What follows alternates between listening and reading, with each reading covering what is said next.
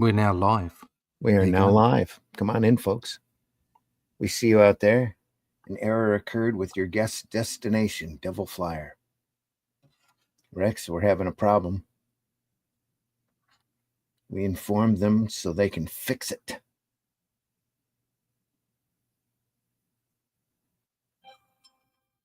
Oh, somebody just sent a message. Nope. All right, folks, come on in. We see you out there. It's Comics by Night. Again. Time to talk comics.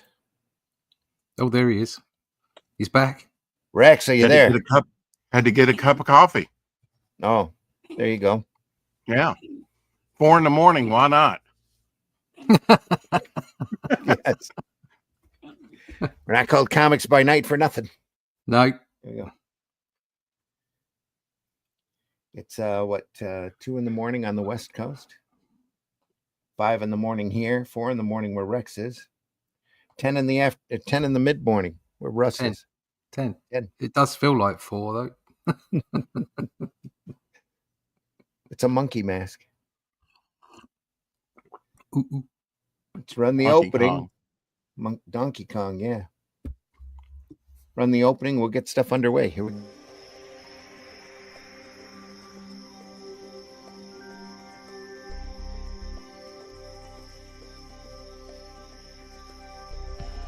What was that?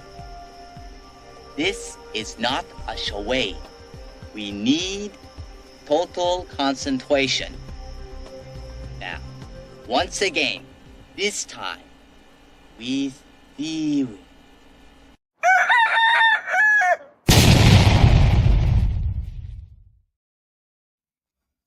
Absolutely. With feeling. Should we say hello to everybody? Yeah. Here we go. Hello, motherfucker. Wow. Yeah. Good morning. What in, folks? We see you out there. Say what? I'd take her. I'd beat her. Beat her.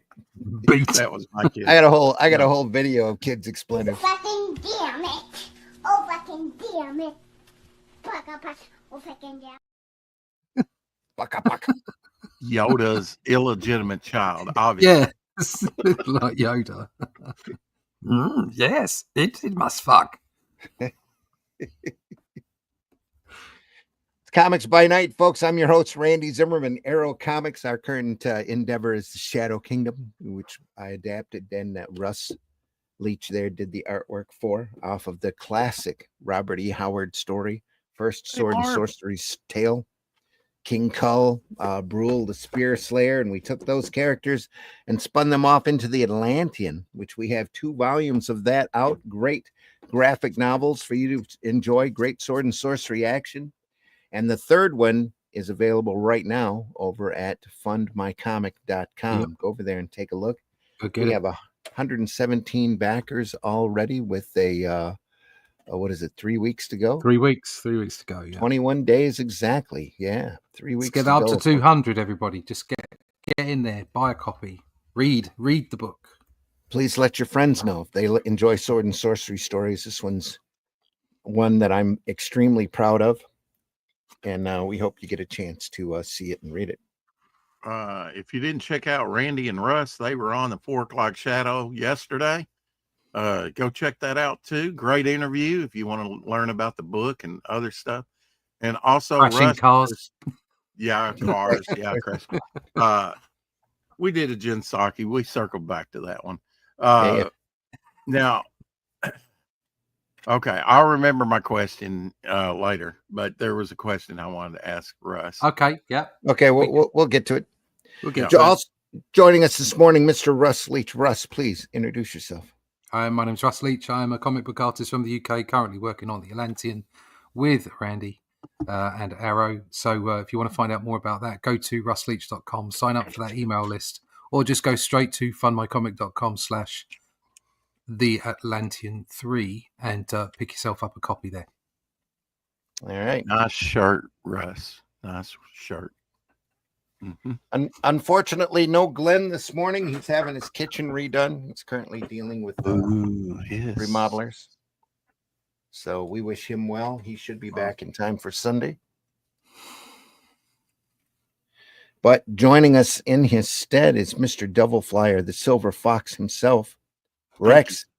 Yes. Yes. Woohoo. Early in the Introduce morning, but yourself. I'm here.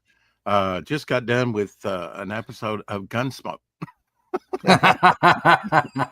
I like 3 episodes and I'm done with all 20 seasons. There I've you been go. on a tear to complete all that. You know, it's interesting the different people that's popped up that I didn't know about. You know, Han Solo was in there a couple episodes. Harrison Ford, Harrison really? Ford, yeah. An incredibly the- young Harrison Ford, the probably. Red Hulk, you know. Yeah. Yeah. I know my question, Russ. Are you putting up any content on your YouTube channel of late besides, you know, maybe a trailer here or there for the campaign? Yeah, this gets streamed to it every week, twice a week. Okay. Yeah. Anything more than that? I don't know. I haven't been putting up. I haven't had time. Yeah, you're busy. Yeah, I get it. Very, Yeah. very, very busy. But yeah, Yeah. I mean, this program gets streamed there, and anywhere else that I pop up if I'm on a stream, I'll stream that to my channel as well. I'm co-streaming it on my channel today. Marv is in the house. Yeah. Yes. He could read Portuguese for you, probably. I'm sure he can. You could. Yes. Yeah. Yeah. Yep. If you didn't know, but the Atlantean has been translated into Portuguese. That's quite an accomplishment in itself. Yeah. Well, that's our publisher in Brazil, Red Dragon. Yeah. They do some great stuff. If you can go over to find them and go look at their website, they've got some great books on there. They did a phenomenal trailer for the Shadow Kingdom. Yeah, they did. Yeah, they did a really good job. So what they're doing is they've put out the Atlantean 1, but they want to do 2 and 3 at the same time. So they're waiting on us to finish up, and then once we go to print, we'll give them all the artwork, and they can start translating. Do you try and do some on it every day, or do you like take it I'm working on it every day, every day? Yeah, full time, every day. Mm-hmm. Yeah, there's no. This is what I do. Good. And hopefully, at some point, I'll get paid. There you go. Absolutely. Yep. I woke up this morning and realized I have to change a few things around in the first act on Volume 4. So, well, you've got until the 11th. Don't give me a drop dead deadline because I'll never meet it. Then in that case, a deadline with a few weeks. Yeah, I'll give you the deadline of the 31st of August. Then you get it. We need to get going as soon as possible. You'll get it as soon as it's done. Believe me. No, there's no soon as it's done. It's got to be done by the 11th, so that I can get you'll have it before then. Issue 4 done for everybody. That's the way this works. See, it's me. I'm the mean one. It's not Randy. He's lovely. There you go. He's lovable. Yeah. Devil Flyers, welcome. Thank you. And Marvy in the house. Good morning. What a great story. I've read the 2 volumes of Moby Dick by Chaboutet. I'm guessing. Sorry if I massacred that name. I recommend and I highly recommend it. See you Sunday. Well, this isn't 2 volumes. This is a abridged, I would think, version of the book because it's only about that. Wow. It's a thin one. It's a thin I remember Will Eisner also, one of the kitchen sink editions originally had a whale cover on one of his spirit books. Mm-hmm. Perhaps you've seen that. Might have even been a white whale. And Moby Dick was actually mentioned in the episode of Gunsmoke that I just watched. Good Lord. They actually talked about Moby Dick in that. The coincidences are stacking up. I know. Startling. Yeah. The universe is speaking to us. I don't know what it's saying, but it's speaking. It's saying Dick. Mm-hmm. Yeah. Moby Dick. Moby Dick. And This then is laughing at us. Yeah. This is an edition printed by NBM. They're known for their English albums of great sequential artwork. Herman Melville, adapted by Will Eisner. I can tell the colors are already great in this. Yeah, 1998, I believe this was printed. So, Graphic novel size, I guess, or is that regular comic size? no, this is what they would call A4 size. It's a That weird just European a size. little shorter than the Atlantean, Okay. not by much though. Makes a great trade paperback. Omer Glitch in the house saying good morning, gents. Hey, Omer. Good morning. You haven't missed anything except, 10 minutes. Introductions, yeah, Introductions, right. just the Me- introductions. Me abusing Randy. That's all Yeah, that's all you've missed. So right too. There we go. Punching bag. Pretty much, especially when it comes to trying to get this camera to work right. Okay. Gravity. It is real. The white whale. Time when mighty whales swam the great oceans. They were valued for their oil and bone. Once looked on as a fish. I wonder when scientists finally figured out this is a mammal with hair. Very short hair, but hair nonetheless. Yeah. From the struggle between man and whale came stories of great Water. adventure. Yeah. Oh. Ooh, look at that color. Is this him watercoloring this as well? I believe so, yeah. Oh, this is gorgeous. I believe this That's is all rich. this is all Eisner. I'm pretty sure. Mm-hmm. Yep, adapted by Eisner. At the When time was of this first printing, published, Randy? This is copyright 1998. 98. So a later work done by him. Yeah. And they're also advertising The Last Night and The Princess and the Frog adaptions that he's done. Wow. I was telling Russ it wouldn't surprise me at all if originally he wasn't planning on releasing this in little small paperback form, Mhm. because it's on like a 6-panel grid Yeah. all the way through, and I can see him doing 2 panels on a page. Well, they may have, and you're just unaware of it, right? Yeah, very, very likely. And I was at an old bookstore a couple of months ago and ran across a paperback version of some of the spirit stories. And I wish I'd have bought the book. By the time I had regret and went back to the bookstore again, it was long gone. So Marvel and DC used to do a lot more of that. I mean, I remember going, as a young man to Walden Books in the mall and picking up a lot of the novelizations, some of which later became comic book stories that they just like, well, we'll adapt this novel that's already been written into an illustrated form. And I was like, I've read this before. yeah.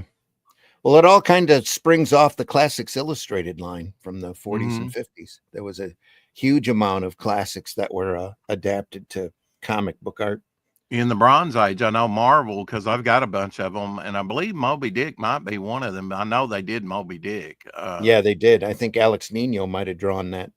All the great classics. Dr. Jekyll and Mr. Hyde, The Invisible Man, a Red Badge of Courage, which I think is a Civil War story, just all kinds of stuff. Yeah. Last Mohicans, great novels. And then the late 80s and 90s, I think First Comics went through and did a series of classic adaptions by really big artists. So I remember there's a version of Moby Dick out there that Bill Sienkiewicz did.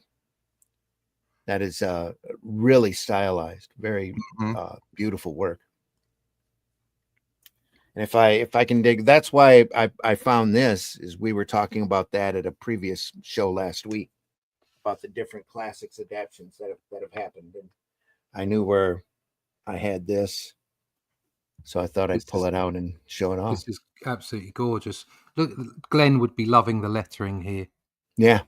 Everything here is done by hand. Yeah. Nice and big, but also there's a masterclass here of when to show an integrated background and when to just give the essence of a background. So there's some great backgrounds on the left hand side here. He's walking through the port. You can see the boat in the background. Inside where the couple, the bottom left, two people, bottom left, are in that cabin, and then the cabin, and then you move on to the right hand page, and it's far less background because he doesn't need to show it to you.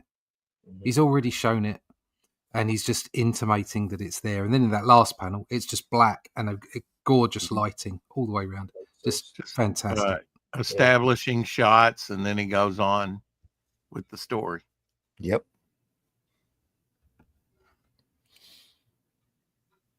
Omer Glitch in the house. Good morning, gents. He probably went back to bed. Said sip of coffee every time Rex mentions Gunsmoke.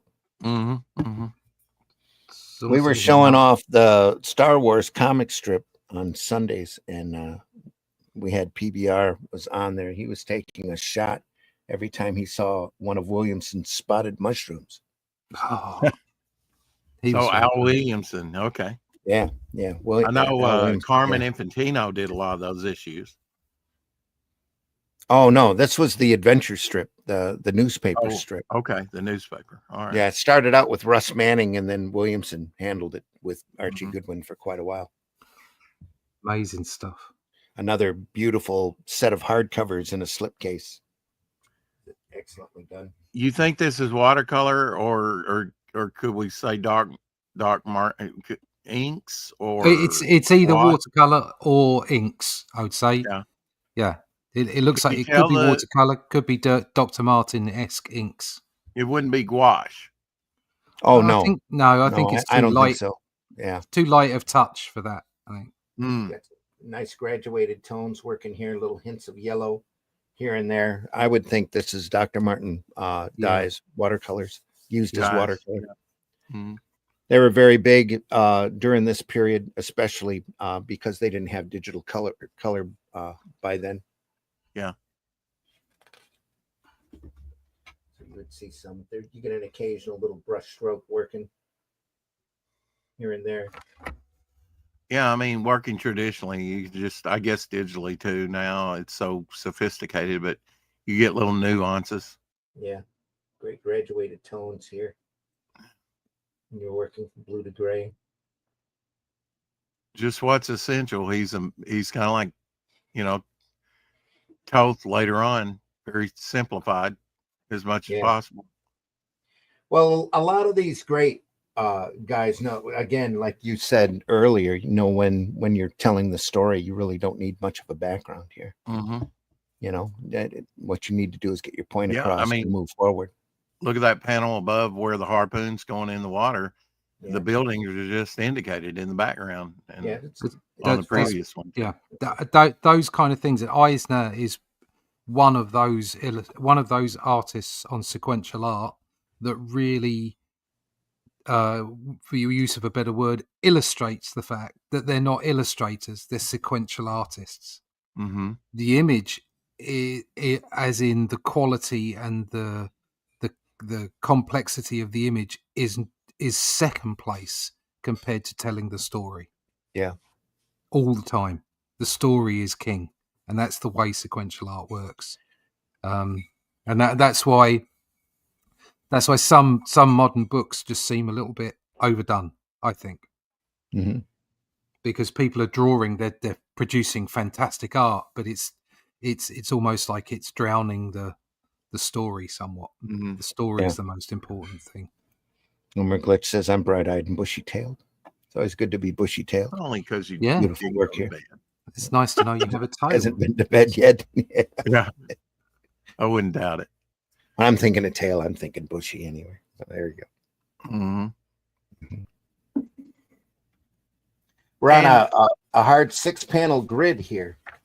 Whether it's 6 panels or whatever, we know he's capable of beyond 6 panels, but it's, go ahead. What was that indie book where the artist looked like it was like a pioneer book? I know you know what I'm talking about, Randy. We've mentioned it before. The artist looked so much like his work. He was a pioneer. It was in the 80s. It was an indie book. You talking Journey? Yeah. Was it by Journey? Bill Mesner Loebs, the guy wandering through Michigan? Yeah. In the old frontier days. Yeah. That's it. Yeah. Yeah. I had my first work ever published by Bill. Okay. Journey 11 and 13. I've got stories in. Oh, okay. Well, I have to make sure I've got those issues then. He's It's a great guy.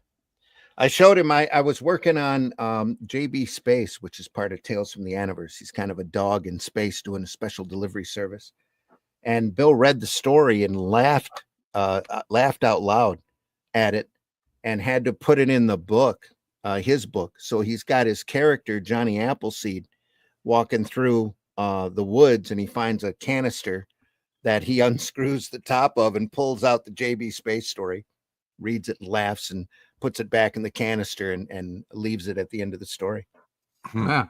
It's kind of cool the way he incorporated it into his continuity. But yeah, pretty proud of it.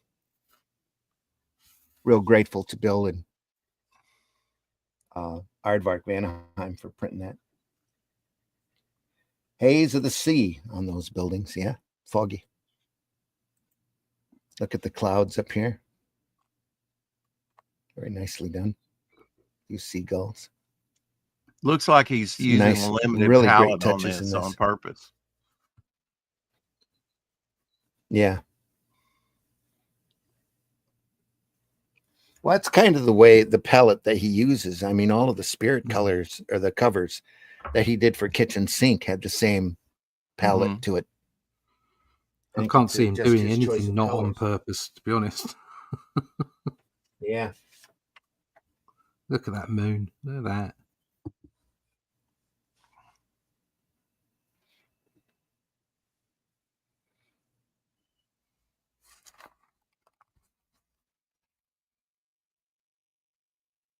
Stunned us into silence. And NBM running a little bit of gutter work here, but You really didn't hear that pops sucking the art. noise? I was just drinking it up, these 2 pages every time he turns it. I mean, just that That's good stuff. second to the last panel there with, and then one day, and just the Mhm. tautness of the canvas there, and it like tugging, just partially there, just tugging at the panel, Such a simplistic panel, then followed by this great group shot of everybody Mhm. looking stunned. It's not easy to do nice looking water, but he pulls it off very Yeah. nicely. And I love One how of his the go ahead. water splashing up in the bottom, in the right hand upper corner on the second page there, just over the edge. I think, isn't that water coming up? Here, yeah. Or is that fog? No, there's a splash there. Okay. Coming up. One of his first works was a pirate comic strip called Seahawks. So he was drawing this kind of material ever since he first started doing comics.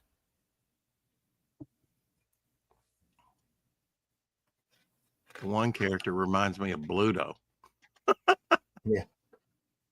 Yeah, that one. Yeah, Ahab. It's Ahab. That's not Gregory Peck, No. but he had a hat like that. It's got little flashes of him in there. I know. I'm sure he's seen the movie. Yeah, yeah. Mr. Starbuck, we will find the whale. She'll kill him, eh, boys? Eh? With me?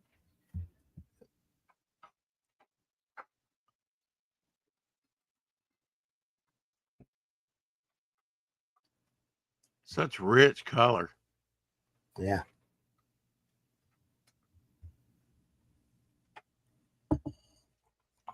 There we go. Wow, man, that whale blood. The water. Mhm. Fantastic. Yeah.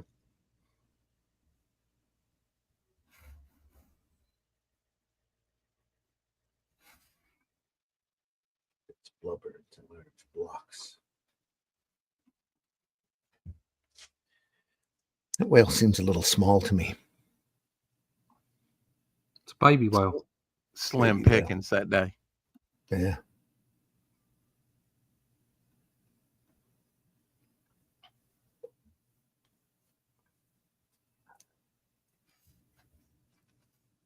Raw.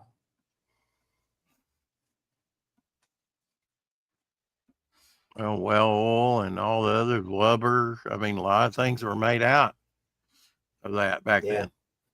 Oh, yeah. Before petro was discovered.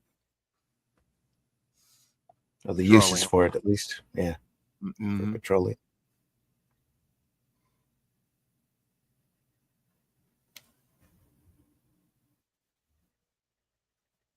Go home now? The answer is nay. It's not oil he wants. Just great fog Another whaler. or mist. Oh, yeah. I could see him doing a Sherlock Holmes story very easily. Yeah.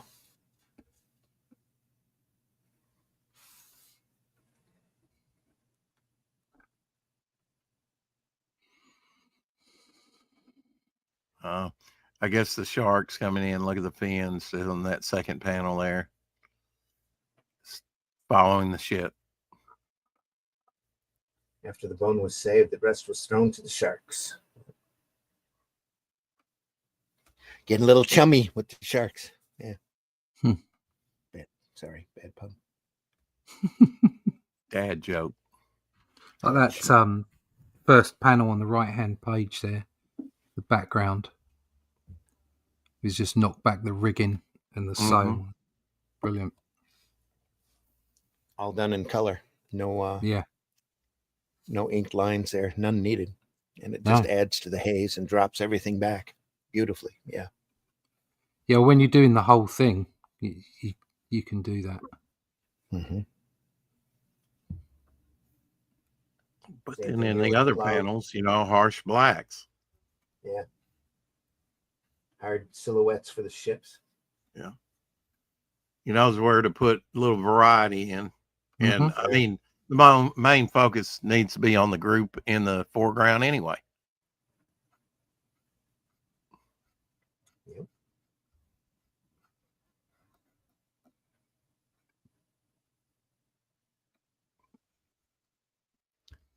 It's easy to see some simplistic work like this, and by no means, take it for granted. It's brilliant.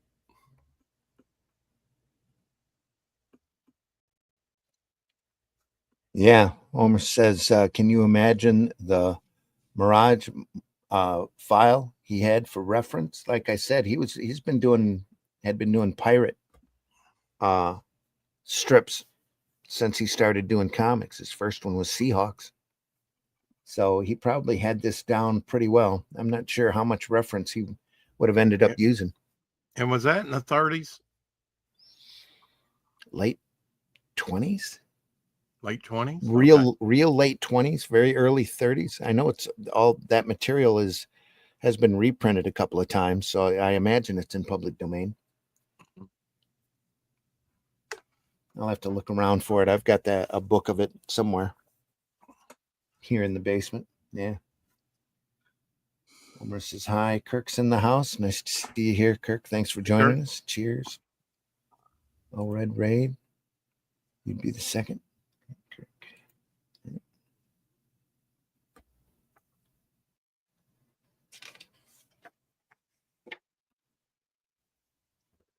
I guess it was in the 70s. He kind of struck a deal with, at least with the Spirit book.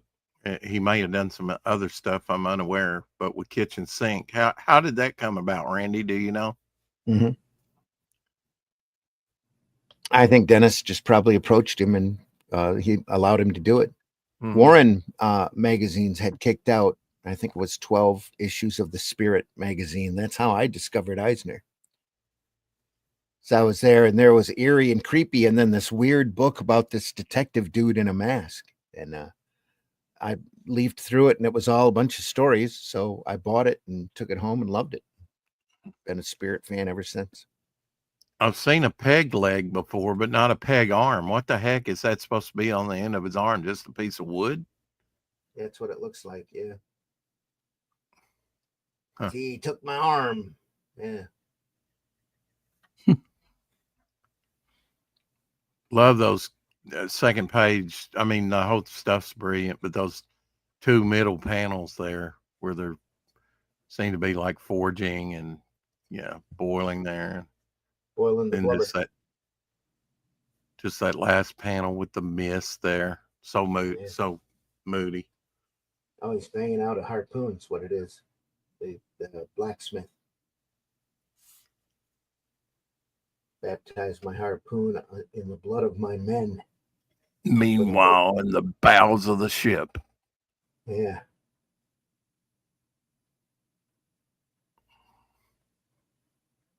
That's nice here.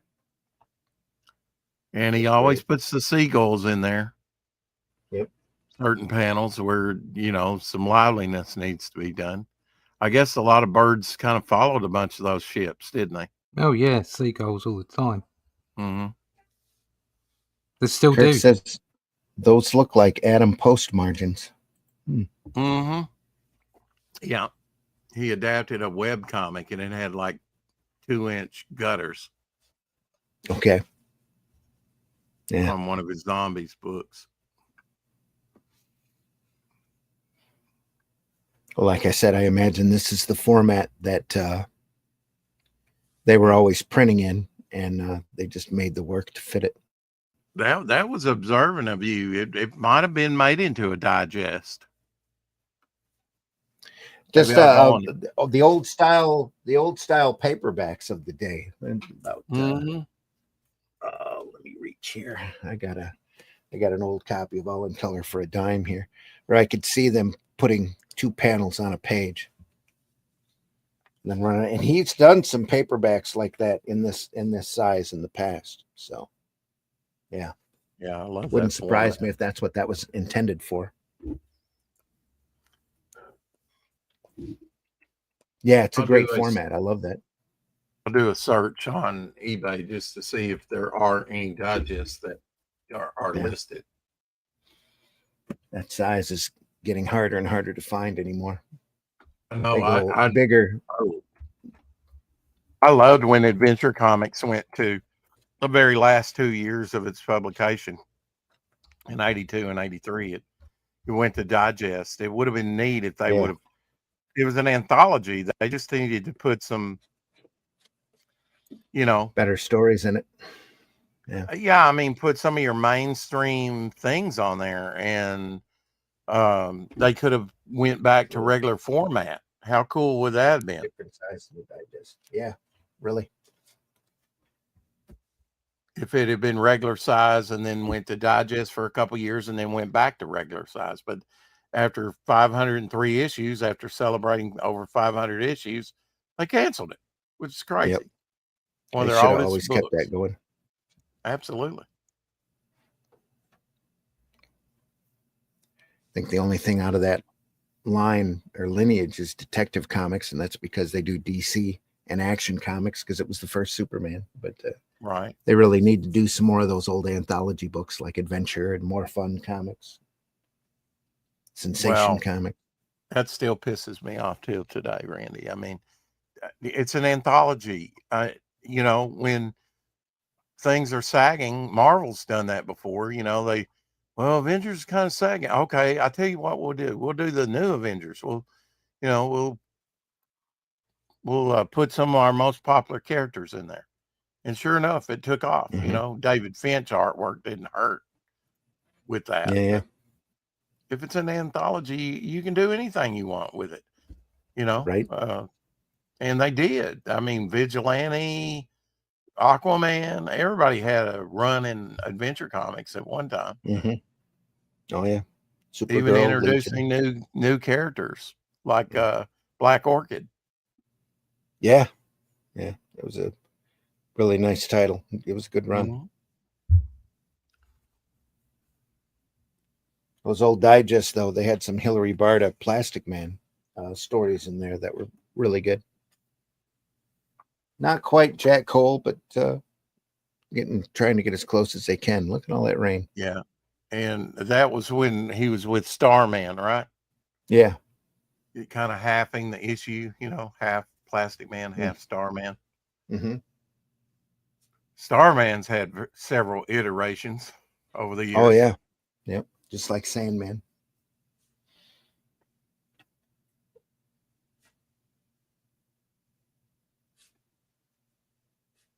You know, if you had to pick an artist that was closest to him, besides the one that we talked about on Journey, because he's really Yeah. close to his. Yeah. Who would you say is, you know, in style closest to him, you know, from the past? I don't know. Michael T. Gilbert. I can see some of Eisner in his work. Maybe Plug. Yeah, Mr. See Monster. some I had of that him on work. about a week ago. Did you?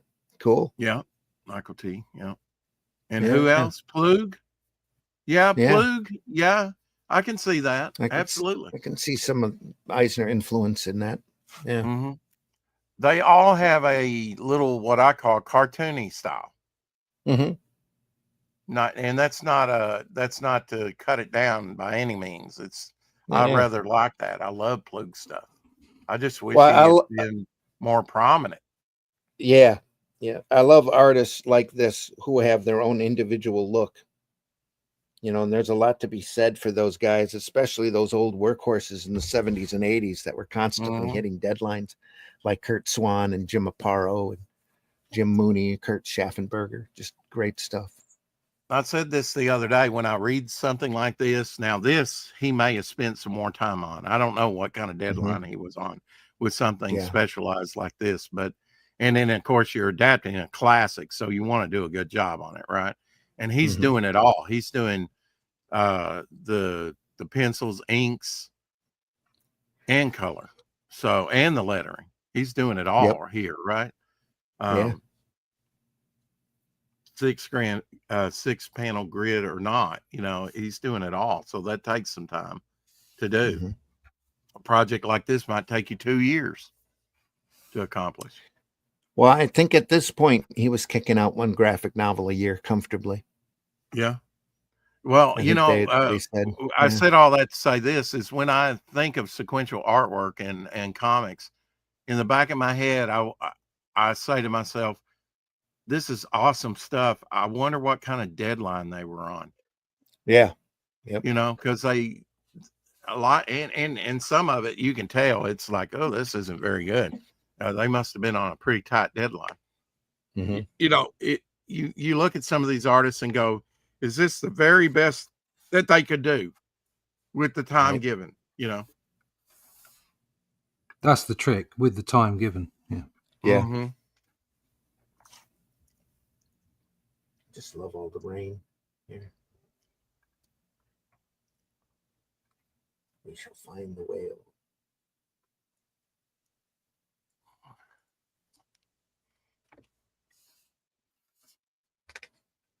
Another great blended tone here. Going from browns to oranges to golden. Now Illustrated Digest Comics, Moby Dick, Herman Melville, 1974. That's Is not that Eisner? Is it? No. Or Eisner. Might have been Nino. There were a bunch of classics that were done in digest size and black and white like that. I've got a Alex Nino War of the Worlds adaptation that is really interesting, but it's in a little bit taller than your standard paperback and pretty thin, like maybe 96 pages or so, but it's really I see them offering the book that we're looking at today, but I don't see a little digest smaller version of it. Yeah, it's maybe that, you know, whoever's got the publishing rights could do that at some point. I think it would probably adapt down fairly easy. Yeah, the paperback format anymore is hard to do. It's kind of like Big Little Books. The printing press has outdone the has grown past the standard paperback format. That's why you go into the stores now and the paperbacks are larger print and thicker. Even the old Harlequin novels don't look in the same format anymore. They're about an inch taller and wider. Yeah. Well, I mean, look how popular manga is. It's thicker, but it Yeah. is in that smaller format. Mm-hmm.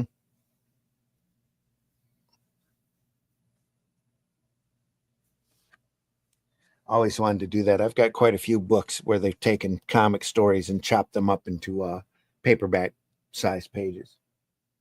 You know, 1 or 2 panels on a page. I do believe that Shadow Kingdom is out in that format. I'm not sure if Critical Blast put it out. You mean in like Yeah. a manga format? Yeah, I think In a so too. digest. It's in a digest format. Yeah. Yeah. I have to look.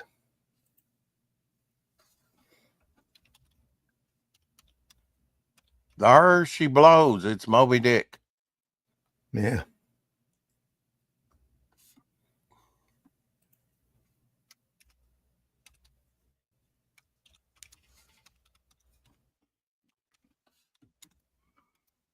I can see a bit of Mike McMahon in this. Mike McMahon. We were looking at his work on Slain. And Yeah. the earlier work in Slain, how much can see rougher that. it was, how much more pen work. Just that old guy, the Ahab down the bottom there.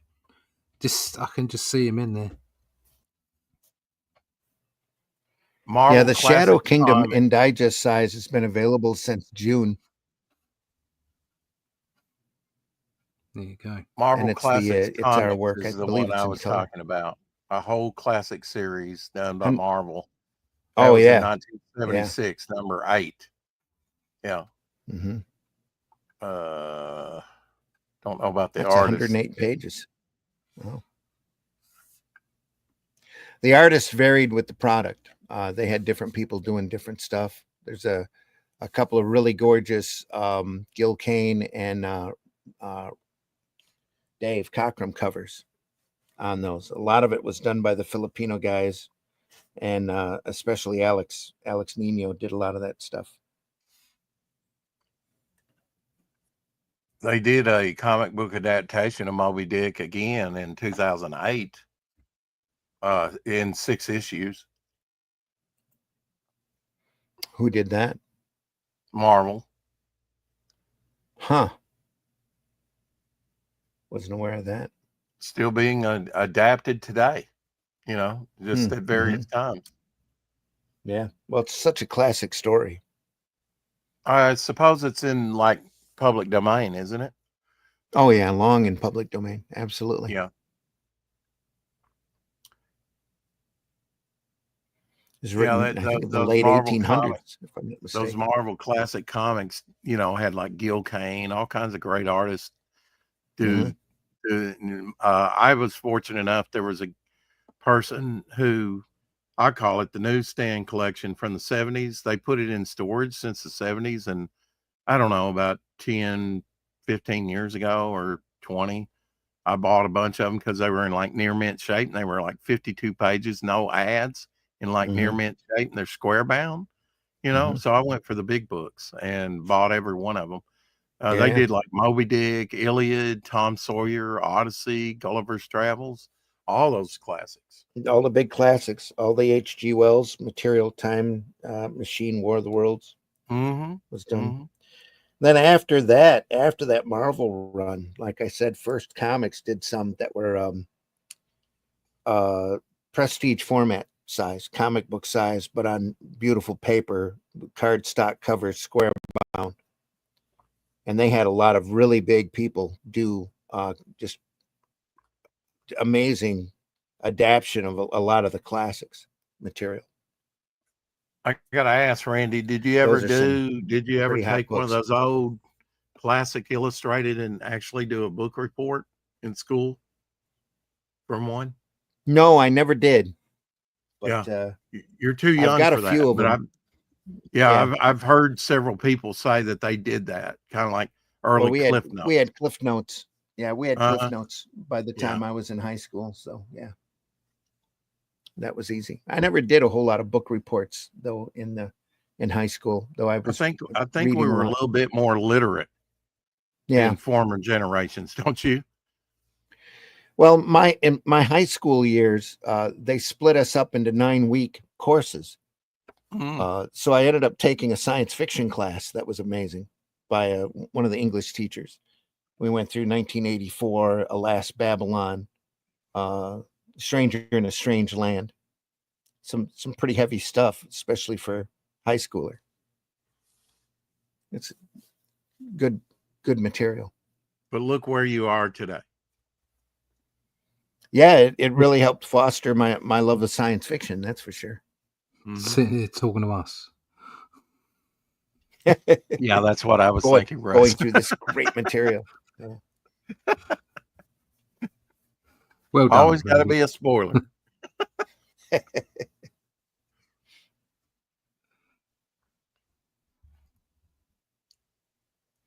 Really, the inspiration for Jaws here. Yeah. Yeah, and I didn't see Jaws. Great movie, but now I loved Orca when it came out just a few years later. Yeah. Killer whale. Yeah. There wasn't no Free Willy, let me tell you. Yeah. Cujo of the seas. Willie's never free. There's always a price to pay. Mm-hmm. Sadly, yes. Ahoy. There she blows. It's Moby Dick.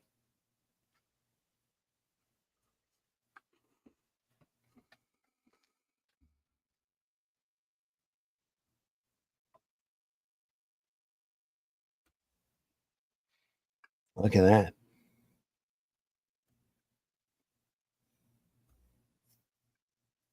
I just love underwater adventure, and this is an adventure really on top of the sea, for the most part. Yeah, and getting that water to look right, it's not an easy feat. Mm-hmm. But, you know. The light reflections. True masterful work here. Look at that panel. It's great. Just fabulous. Look at that fourth panel on the first page, just that background. Is that supposed to be canvas back there? Is that clouds? What is that he's putting? Clouds and yeah, gray skies. Okay.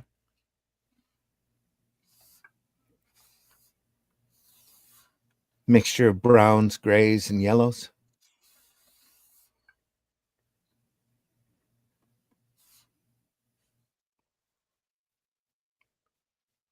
So that yellow kind of sets the time of the day, doesn't it? Mm-hmm. The background. Yeah. Beautifully done. Watercolor. Graduated tones there.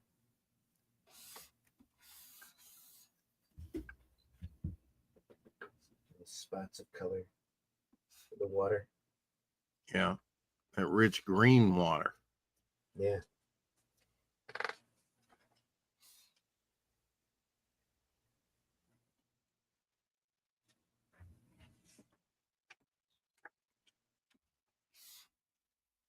Paper stock's nice and thick. You got to double check. There he is. That's brilliant transition from the whale's eye to Ahab's madness. Yeah. Written eyes.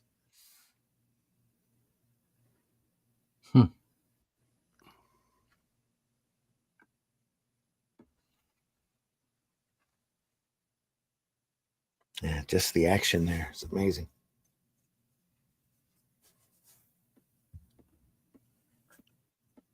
This time my harpoon will find the Moby Dick. We watched the whalers. Do you think the 6-panel grid helps in the storytelling? Because you're kind of locked in at that point. You don't have to worry about where the flow is going with everything. Well, he's not. It's obvious he's not worried about page construction. He's really concentrating on the illustration inside of each panel. Yeah. Mm-hmm. And the story. Mm-hmm. It's not like Neil Adams where you'd have a barrage of panels and you're guiding your eye along. He's intentionally going scene. Yeah. Mhm. I have a love-hate relationship with panels. It's nice to do different layouts and try to guide the eye, but at the same Mhm. time, I've got a bit of a love for just a static 6 or 8 panel grid. You know, Yeah. the way Mhm. they used to produce a Fantastic Four, and I don't know, there's just something simple about it that just focuses you on the story and nothing else. You're not looking at the page that's been built and as a creation. You're just looking at the story. Mhm. There are no distractions. There's something to be said for a simple grid, Yeah. especially when it's done so well. And the Yeah, we fact were that he's leaving talking. some of Go ahead. the key lines out for the Mhm. text here as well, it adds to Yeah. it.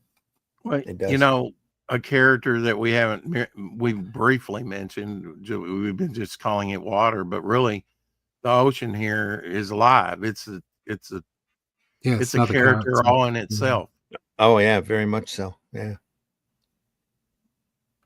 not just an environment, but it's writhing and breathing and flowing and, you know, heart pumping, and Mhm.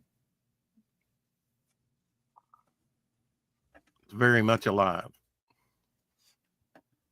as much as the fish within it, you know, the Yeah. whales.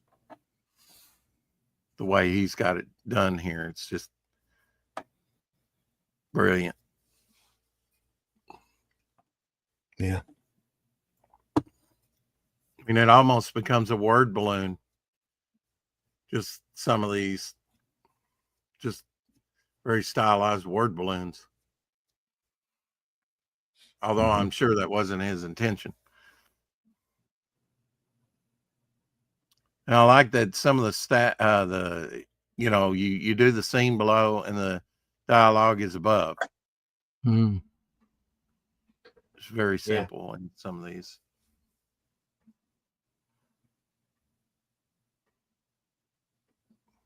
It's a great panel. It's a good blend. Yeah. Yeah, if you took that out of context, you didn't know it was Moby Dick, you'd be going, "What is that coming up out of the water?" Yeah. Exactly. That extreme close up of that eye. Yep.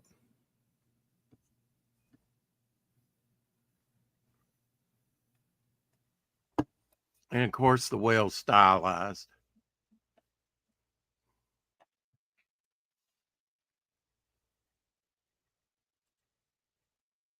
Yeah. Mm-hmm.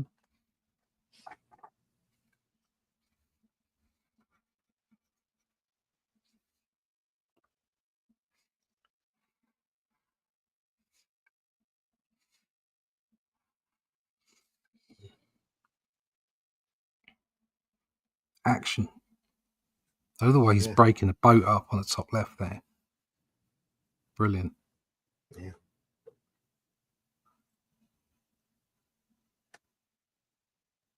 Turns to the Pequod. See, he's going to ram the ship. Bosh. You think he just went from the book, you know, a script, or do you think he had some visual aids as well? Well, from the way he drew Ahab, I would say he's seen the movie, the Mm-hmm. Robert Mitchum, or no, Gregory Peck Gregory Peck, film. yeah. Yeah. But other than that, he probably is following the book as close as he can. A lot of the, obviously, a lot of the dialogue's out. A lot of the narration is gone.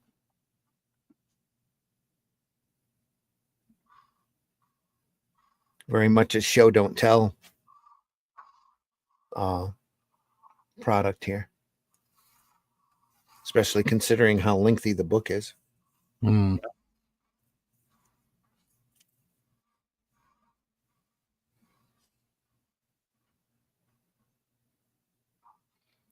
If I can find that Sinkovich adaptation, I got to go through my long boxes and see if what I've got for that. But I think I've got a Yeah. lot of that material because it was so good. If I Very find the stylized. Yeah, if I find the Sinkovic adaption of that, I'll make sure we look through it. I know I just bought a copy of the Classics Illustrated of Uncle Tom's Cabin just to have a better copy. I've got one that was all just ripped to shreds, and this one's actually got a bit of the staples holding it together. But Either of you guys have any coverless comics? oh yeah, all kinds of them. Yeah. Those are reading copies. Those are awesome. I used to pick those up at shows whenever I could run across them. And over in England, they didn't use on a lot of that material. In the UK, they didn't use a special stock for the cover. No. It's just the same Yeah, stock that's exactly. used in the interior. Yeah. All of those great old 2000 ADs all look like National Enquirers, all done up on Wallpaper. newsprint. Yeah. Same way Just- in but Australia. So much fun. Yeah.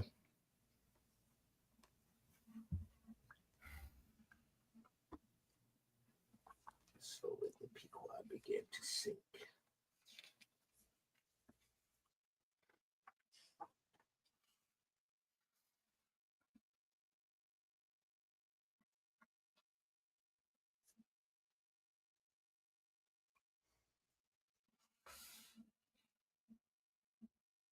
In that perspective. Harpoon.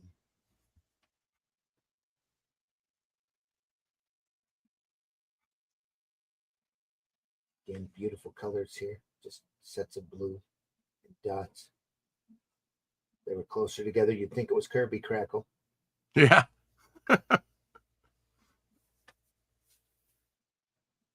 Wow. Just beautifully done. Here, Well, look at that. at that second panel on the first page. Yeah. It's how it kind of curvature of the Mhm. It's real subtle. It is. Just a slight tilt near the ocean.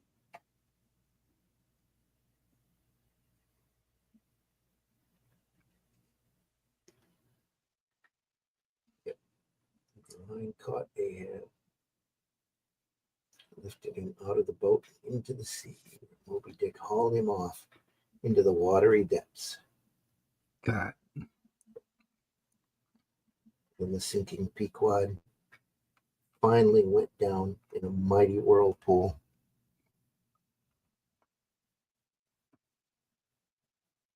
Superb.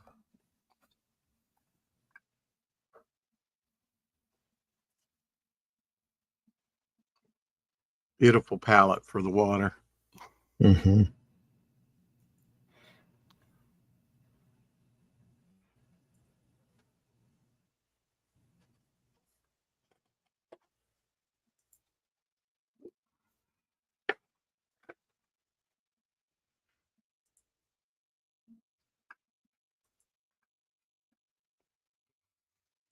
Sucked down the last of the whale boats and its crew.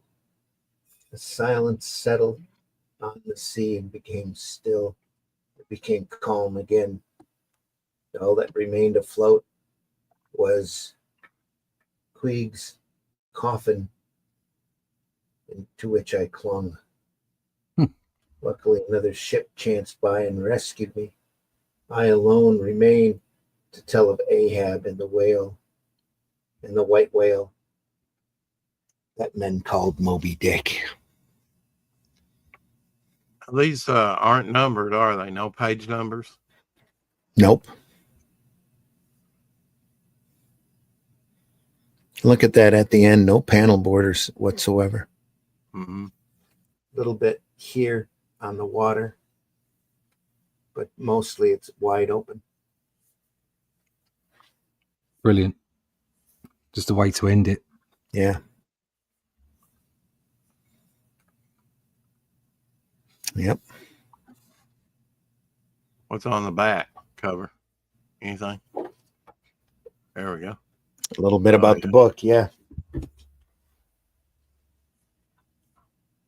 The third in Will Eisner's series of adaptions of the classics, the story of a dangerously obsessed man obsessed with seeking vengeance against a great white whale that pushes him and his reluctant crew in a quest across 7 seas, obsessed with pitching his boat against a formidable beast, against all odds, and oblivious to the great risk to life and limb.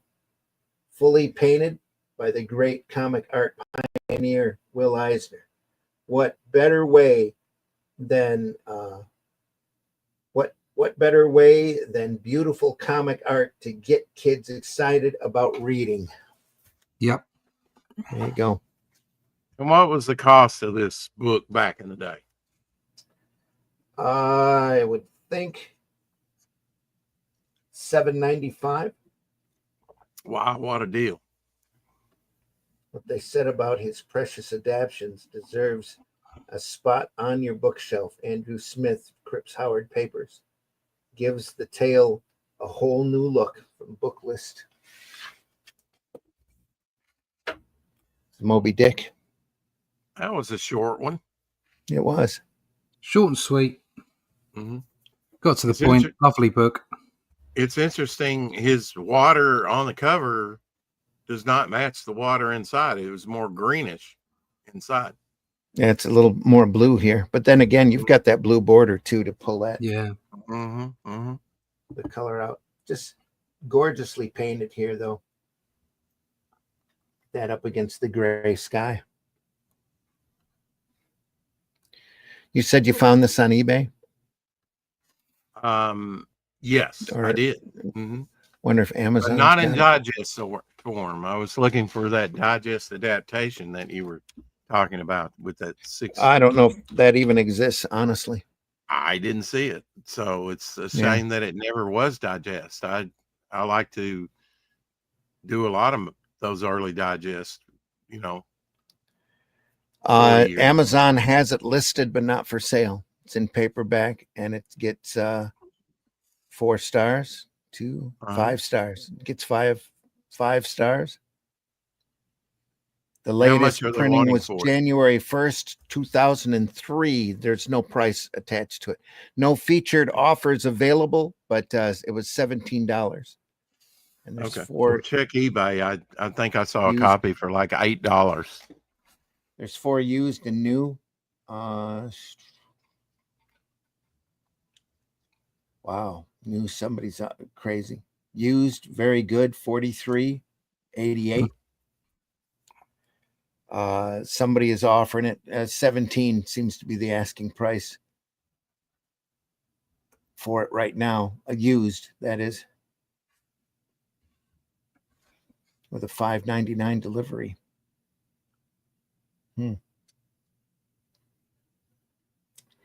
Somebody's offering it new for $1,437.54.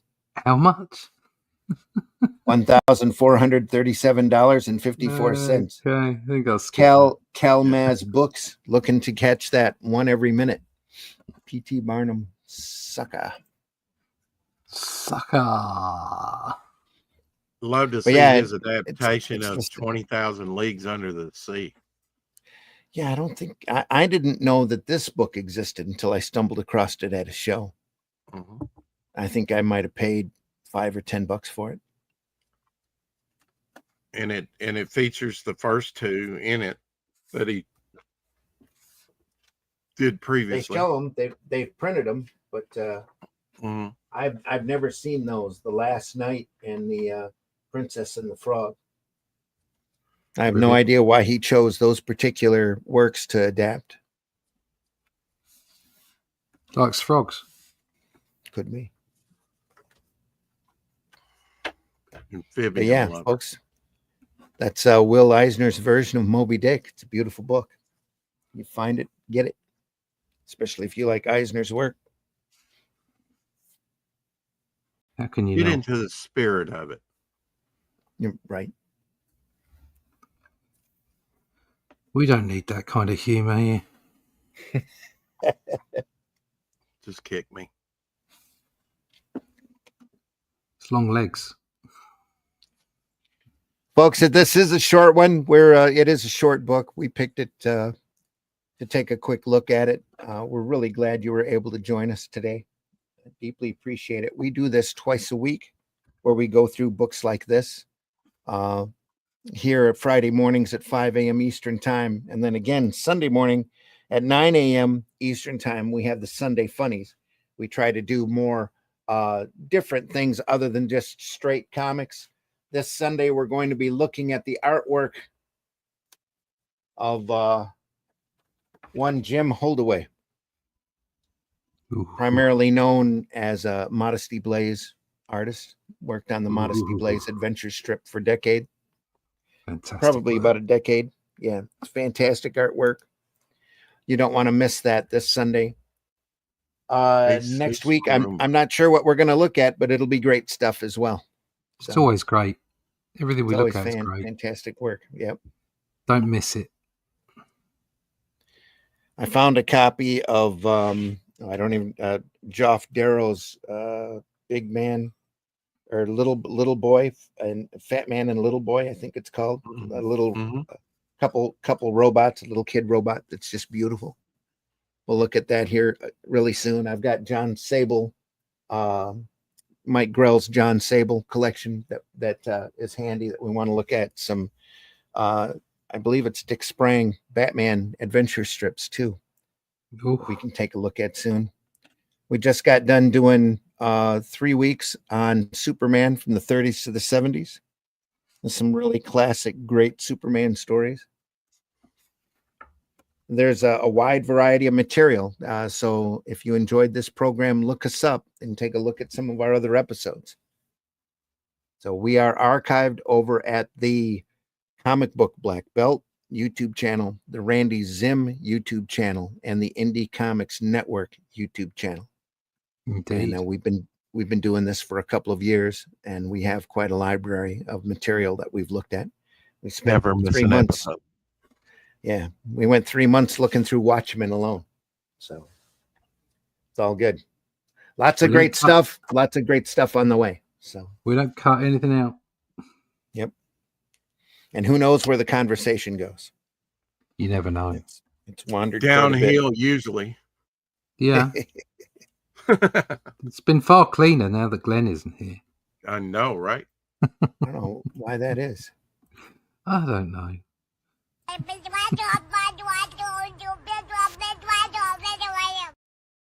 Oh, there's Glenn. My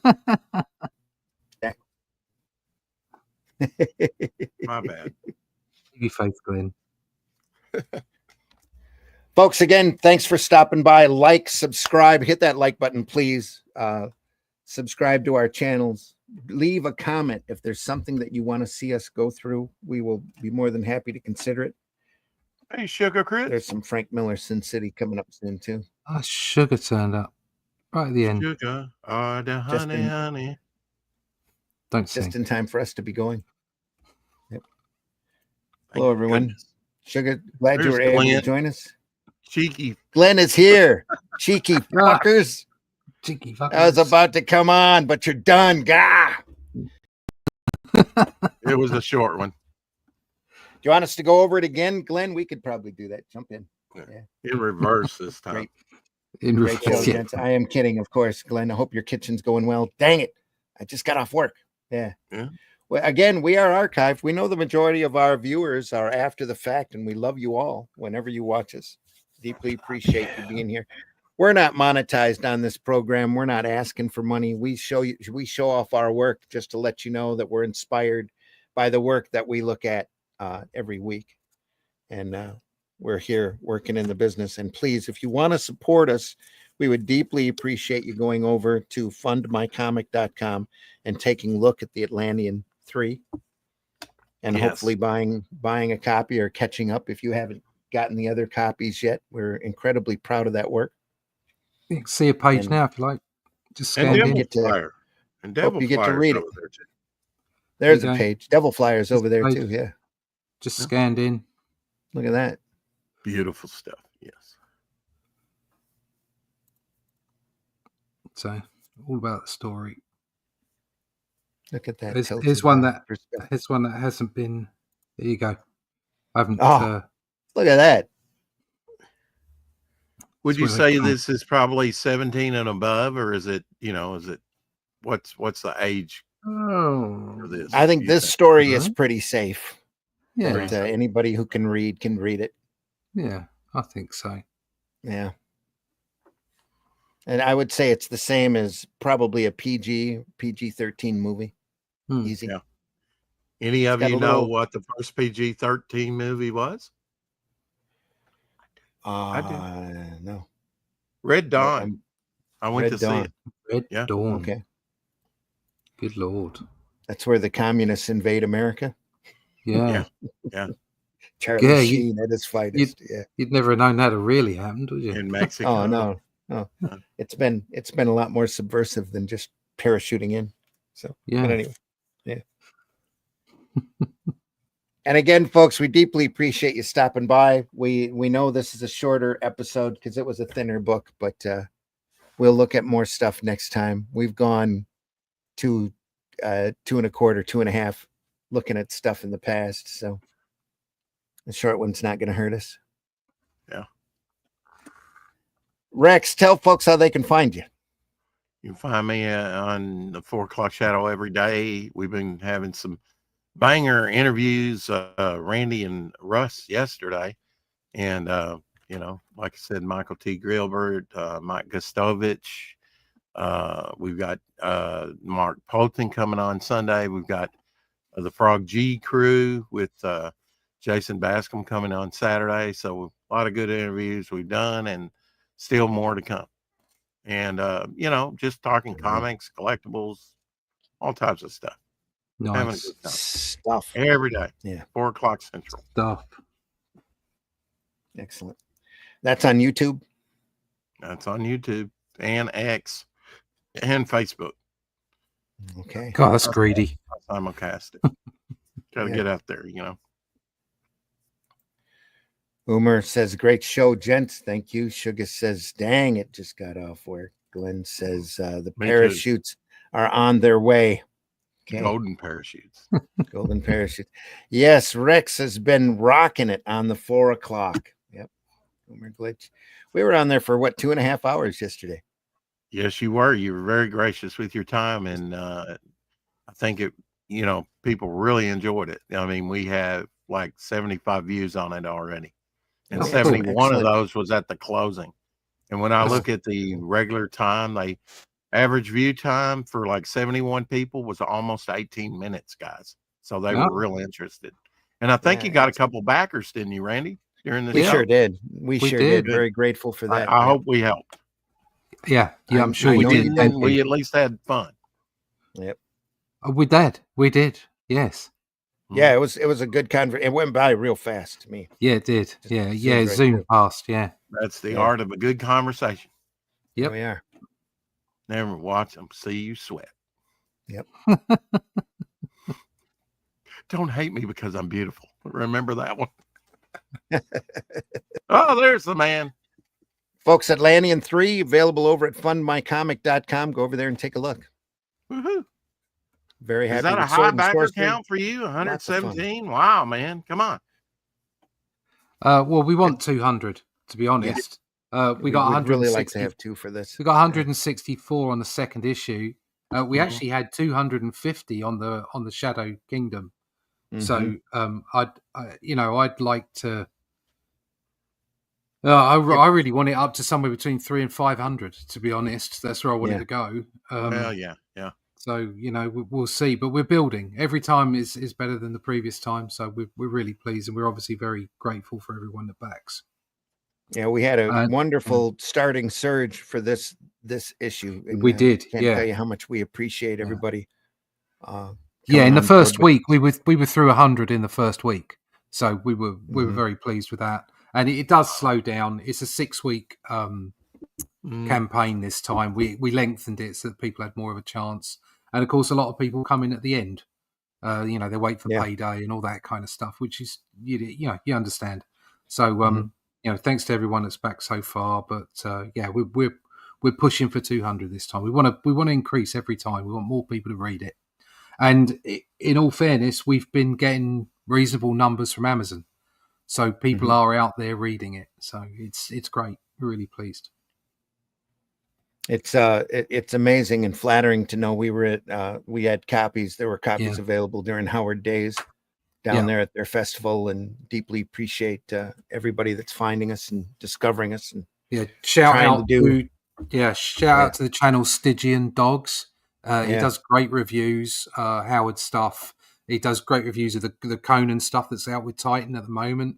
And obviously they're doing their own version of Cull as well. There's room out there for everybody to produce these books. There's a real hunger for this kind of stuff.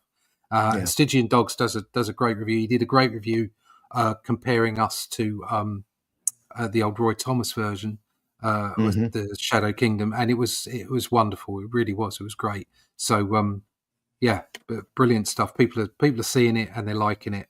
We're just going to carry on. And if you get that beautiful hardback of the Shadow Kingdom that's available in the campaign as well as on Amazon, we put the prose story back behind our story, so you can actually compare Howard's writing to what we did, because I feel I'm very proud of it, very happy with the way it turned out. I think it's the most faithful adaptation of the work that has been done to date. We have had a few comments that people don't quite understand. I feel that they don't realize that that's what we were doing. We were putting, Randy skillfully took as much prose as possible and placed it into the sequential art, and then obviously guided the way the sequential art would work on the page. And that in itself is skillful, to keep as much of Robert Howard's wording, as much of his prose within the sequential art as possible. And there are a few people like, oh, this is a bit wordy for a comic. And I'm like, yeah, it is. It is wordy. It is wordy for an average comic, but it isn't an average comic.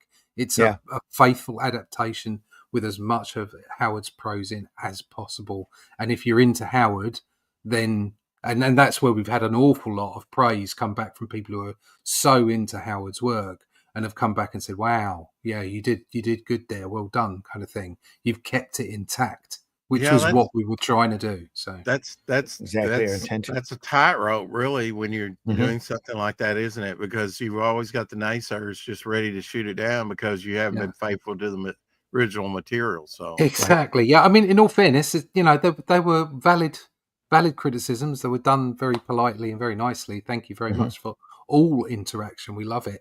It's just, we want to get that across, that's the Shadow Kingdom was written or was adapted, in a certain way, whereas the Atlantean it's a different animal.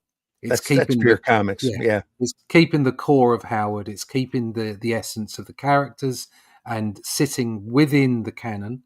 Okay. As in, we're not rewriting anything; we're just adding, and it's fun adventure. It's more like your Savage Sword of Conan books. So, have you got any future shows? I didn't ask you this earlier yesterday. Did any future shows coming up? Because Omer says he would like to have you on his channel. I go on anybody's channel. To be honest, I'll turn up if I'm invited. Nothing scheduled right now. No, I may be on Thinking Critical tomorrow, so I'll drop that just now. Cool. I may be on there tomorrow. Wes over there ran a trailer for us. Thank you very much, Wes, if you are watching.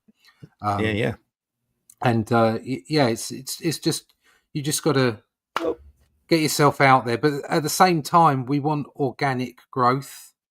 We don't just want to hit the circuit once every every 3 months and say, right, we've got a book, this is a campaign. We want people to organically grow to want to buy the book in the same way as if it's distributed in a comic book shop. We will hopefully go to distribution at some point.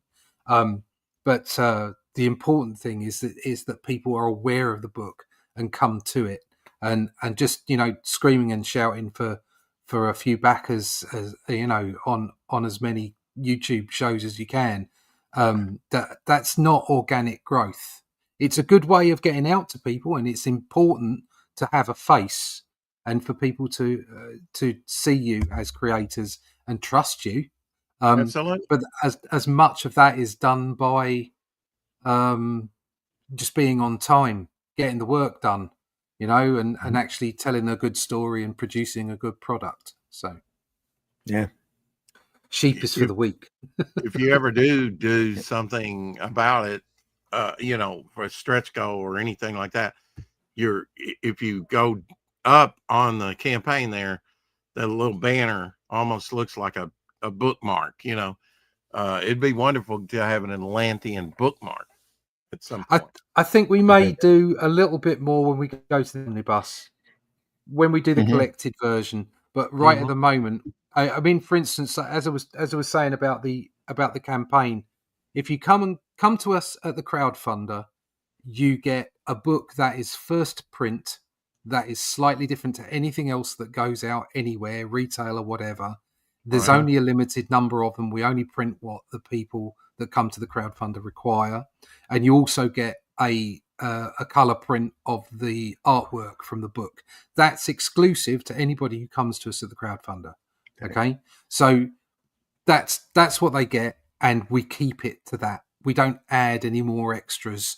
We add, all that we do is compile books, so you can have multiple books or whatever. But it's all about the book. It's not about the extras. It's not about getting bits and pieces, paraphernalia. But now you can get original art. You can get original art, of course. At any point in time, you can buy original art. You come to me directly, or you can come through these things. But when we go to the omnibus, I would imagine we might, add something else in. So, and for the Atlantean 3 campaign, you can't buy the line art for the cover. That's already gone. But there is original pages wide open for your purchase if you so desire. Such as this. There you go. There's the original page of the scan that I showed you. So hang on. Just a second. There we go. Heavy breathing. So look at that. It's all up here. Loads of it. Great fun. It's not AI, folks. It's tradition. No, certainly not. It's real art. I should know. I did it. Russ, tell folks how they can find you. Yeah, you can find me at russleach.com. Go over there, sign up for that email list.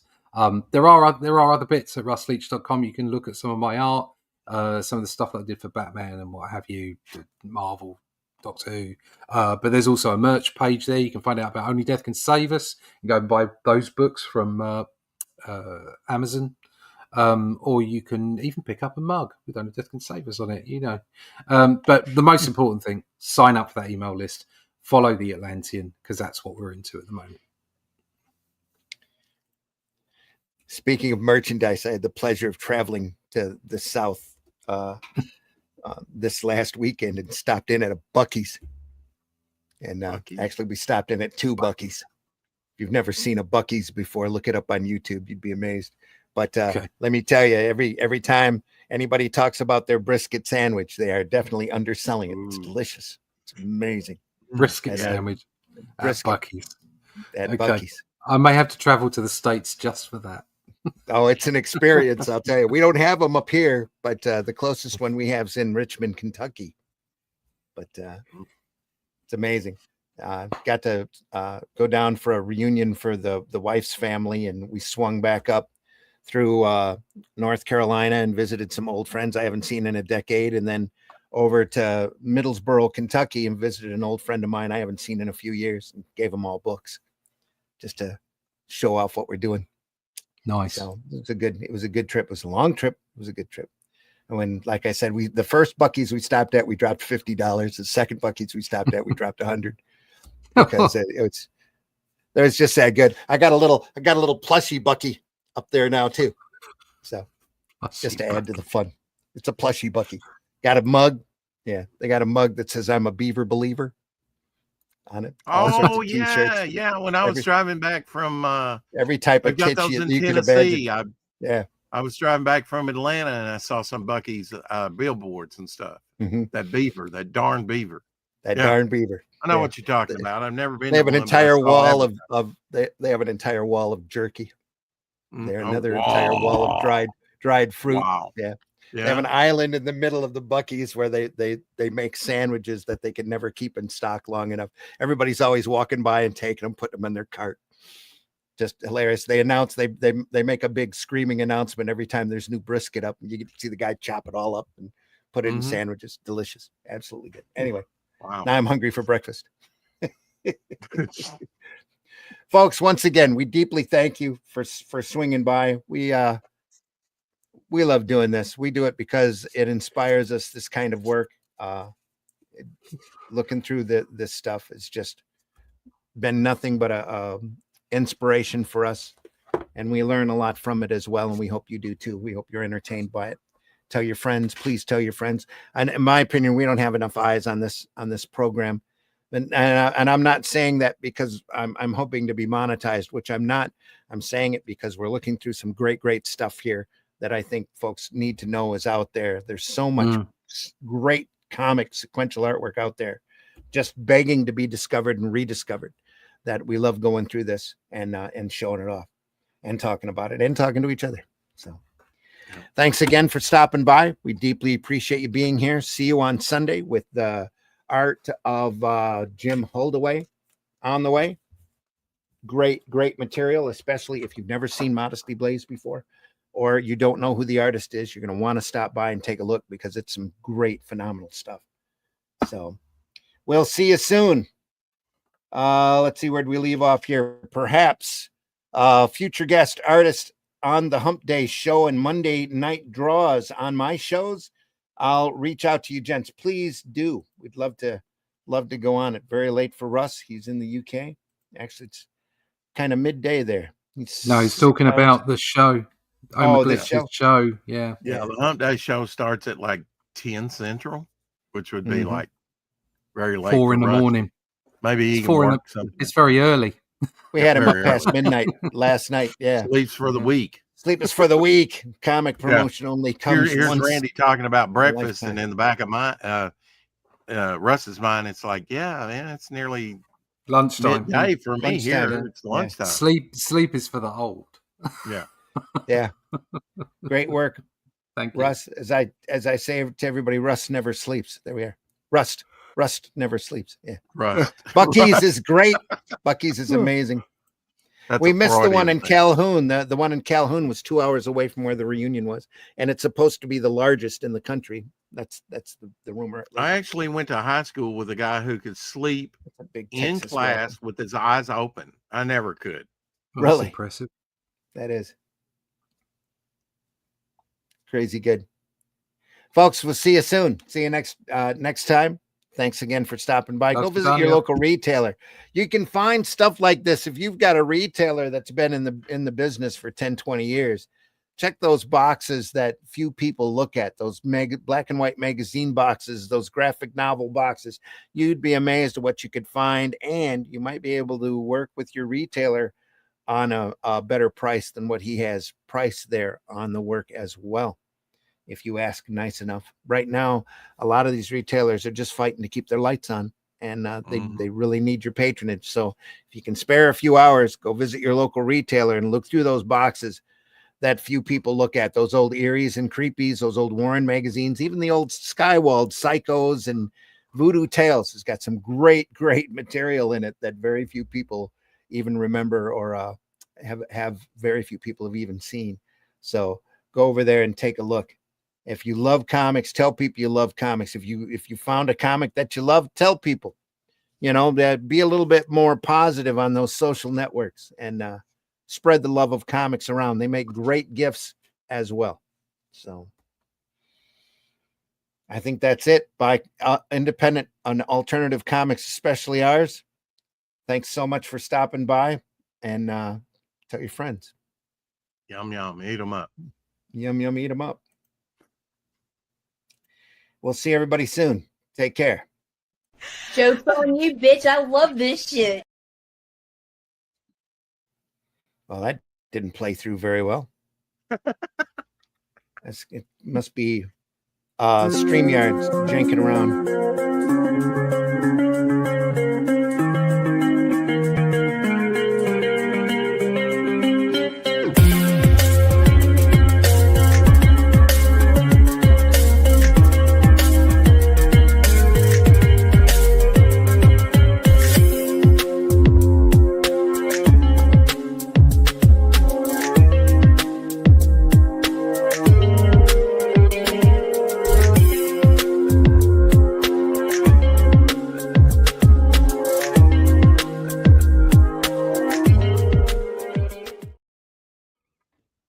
type of holes people prefer. Donut holes or Hardy's new biscuit holes? Come on, man. B-hole. Yeah. The B-hole has it over the A-hole for sure. Why? What do you like about it? The A-hole seems kind of small. Great. I just don't like the A-holes. B-holes are tasty and flavorful. The A-hole is nasty. A-hole tastes funny. I guess I'm just kind of a B-hole kind of guy. Introducing biscuit holes with icing. The best kind of holes money can buy. New at Hardee's. Mexican word of the day, I guess. Today I was asked a question. Do you remember when our anniversary is? I guessed the day right, so whew, that was a close one.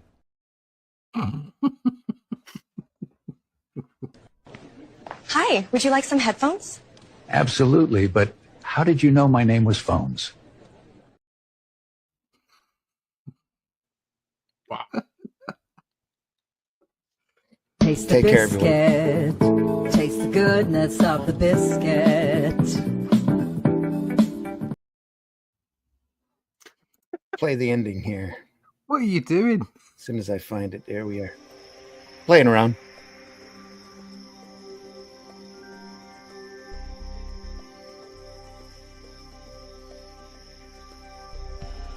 What was that? This is not a charade.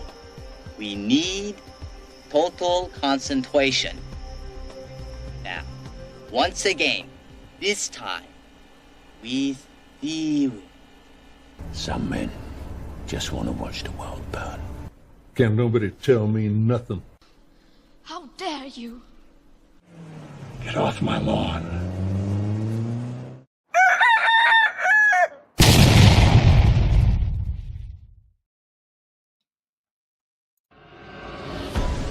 In the time before Atlantis sank, when the lands of this world were savage and untamed, one man would claim his destiny, seizing his place as a king. After defending his throne and learning the devastating truth of the Serpent Kingdom and its deadly cults, King Kull in his right hand ruled the Spear Slayer, make a solemn vow to hunt down and destroy the hidden empire of these serpent demons. These are the tales of those journeys. This is the Atlantean. Tales inspired by the brilliance of Robert E. Howard, featuring his first barbarian characters as introduced in the pages of his classic tale, The Shadow Kingdom. Each volume contains beautifully painted covers and around 50 pages of original black and white art and story, featuring classic sword and sorcery adventures you don't want to miss. Join us on these epic adventures and sign up now for news with the email list at russleach.com. Bring your axe and prepare for battle. Taste the biscuit. Taste the goodness of the biscuit. Taste the honey sauce. Taste the goodness of the biscuit with the honey sauce.